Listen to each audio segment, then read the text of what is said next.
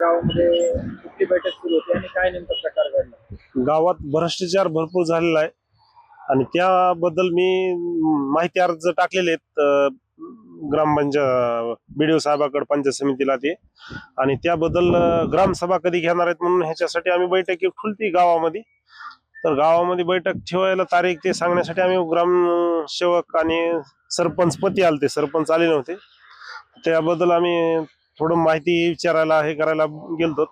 तर ग्रामपंचायत चे सरपंच पतीचे कार्यकर्ते ते आरळीची भाषा केली, आम्हाला धमकावण्याचं काम केलं, किंवा तुम्ही कोण आहेत, कशामुळे तुम्ही, काय गरज आहे तुम्हाला विचारायची.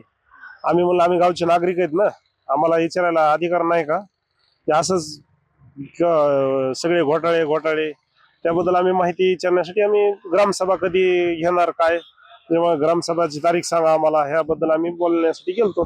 काय आता काय मागणी आहे तुमची, तक्रार काय? आता आमचं म्हणणं किंवा ती माहिती घेऊन आम्हाला ती चौकशी लावावं, चौकशी करून जी बोगस काम आहेत इस्टिमेट प्रमाणे एक बी काम झालेलं नाही आणि त्याची कारवाई करावा, हीच मागणी आमची, बाकीचे काय नाही.